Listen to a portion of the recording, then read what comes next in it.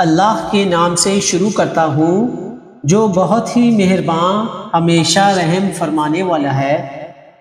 میں قسم کھاتا ہوں روز قیامت کی، اور میں قسم کھاتا ہوں نفس لوامہ کی کہ حشر ضرور ہوگا۔ کیا انسان یہ خیال کرتا ہے کہ ہم ہرگز جمع نہ کریں گے اس کی ہڈیوں کو؟ کیوں نہیں، ہم اس پر بھی قادر ہیں کہ ہم اس کی انگلیوں کی پور پور درست کر دیں۔ بلکہ انسان کی خواہش تو یہ ہے کہ آئندہ بھی بدکاریاں کرتا رہے۔ ازراہ تمسخر وہ پوچھتا ہے قیامت کب آئے گی؟ پھر جب آنکھ خیرہ ہو جائے گی اور چاند بے نور ہو جائے گا اور بے نوری میں سورج اور چاند یکساں ہو جائیں گے، اس روز انسان کہے گا کہ بھاگنے کی جگہ کہاں ہے؟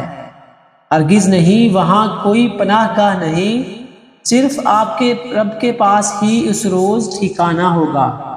آگاہ کر دیا جائے گا انسان کو اس روز جو عمل اس نے پہلے بھیجے اور جو اثرات وہ پیچھے چھوڑ آیا۔ بلکہ انسان خود بھی اپنے نفس کے احوال پر نظر رکھتا ہے، خواہ وہ زبان سے ہزار بہانے بناتا پھرے۔ اے حبیب، آپ حرکت نہ دیں اپنی زبان کو اس کے ساتھ تاکہ آپ جلدی یاد کر لیں۔ اس کو ہمارے ذمہ ہے آپ کے سینہ مبارک میں جمع کرنا اور اس کو پڑھانا۔ پھر جب ہم اسے پڑھیں تو آپ اتباع کریں اسی پڑھنے کا، پھر ہمارے ذمہ ہے اس کو کھول کر بیان کر دینا۔ ہرگز نہیں، بلکہ حقیقت یہ ہے کہ تم محبت کرتے ہو جلدی ملنے والی نعمت سے، اور چھوڑ رکھا ہے تم نے آخرت کو۔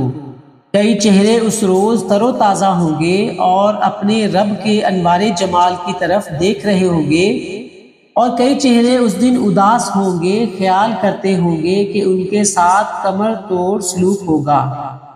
ہاں، جب جان پہنچے گی ہنسلی تک اور کہا جائے گا ہے کوئی جھاڑ پھونک کرنے والا، اور مرنے والا سمجھ لیتا ہے کہ جدائی کی گھڑی آ پہنچی، اور لپٹ جاتی ہے ایک پنڈلی دوسری پنڈلی سے۔ اس دن آپ کے رب کی طرف کوچ ہوتا ہے۔